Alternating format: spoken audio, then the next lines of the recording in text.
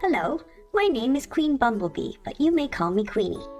My scientific name starts with Bumbus. Isn't that the most fun name? Hi, I'm Leslie. I'm a leafcutter bee. We're eager to tell you a little bit more about ourselves. In Ontario, there are 400 species of bees. Did you know that honeybees are only one of these species, and they're not actually native here? They were brought over from Europe, and they're the only bees in North America who make honey and live in colonies of thousands of bees in hives. Native bumblebees live in much smaller colonies, and the solitary species of native bees live alone. We do not make honey, but our work is still very important, as native bees are the main pollinators of flowering plants in Canada. That's right, Leslie. It's also important to know that bumblebee colonies are not perennial. It is crucial that I survive the winter because the guines, which are the new queens like me, are the sole survivors. After mating, I spend my time searching for the best place to overwinter to keep my eggs safe inside me until I emerge in the spring. I will consume a lot of nectar and pollen during this time to build up fat stores to get me through winter.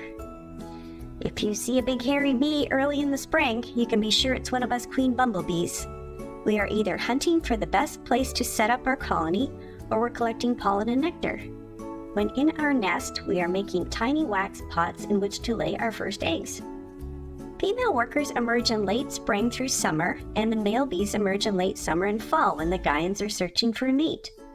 I will stay in the nest laying more eggs when the female worker bees are out in search of pollen and nectar.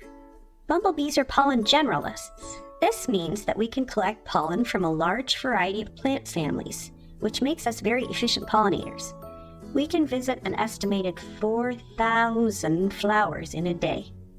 We can buzz pollinate, and many flowers require this type of pollination, including some vegetable crops. People often think of dandelions as being our first source of food. However, dandelions are a non-native plant, and it is honeybees who share an evolutionary relationship with them. Native spring ephemeral flowers, trees, shrubs, and early blooming ground covers are our best spring foods. Keystone plants for native bees feed both specialist and generalist bees. Specialist bees only eat pollen from specific plants.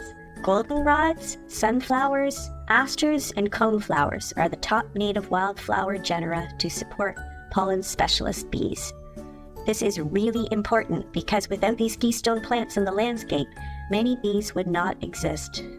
We love yellow and white flowers, and we leave the red ones for the hummingbirds. Wow, Queenie, we sure are efficient. Leafcutter bees can visit 2,000 flowers in a day, but we're only active for about 6 weeks. Leafcutter bees raise our families in a different way.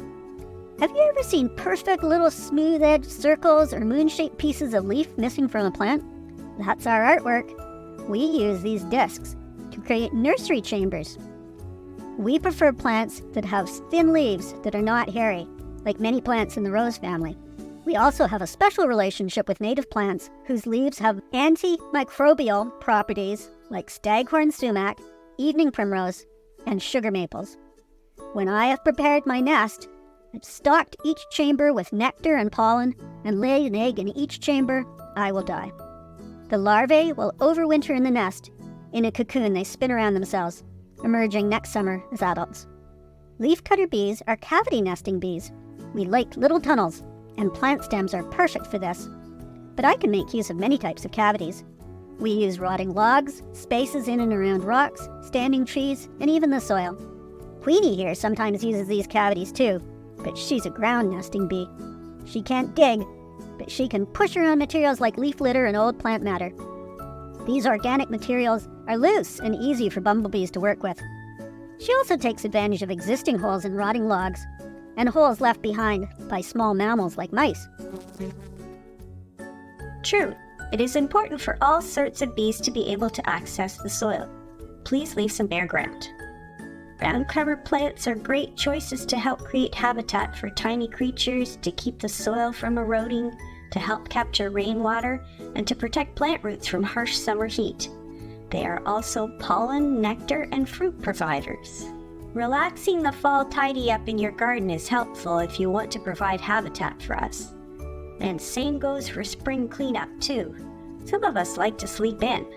Dead wood or branches, hollow stems, pithy stems, and even snail shells serve as home to many species of native solitary bees. Native bees are declining in number every year.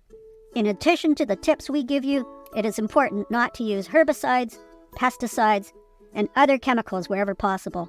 These are directly toxic to us and to our habitats. Thank you for listening. We hope to see more of you when we're out and about. Don't be shy.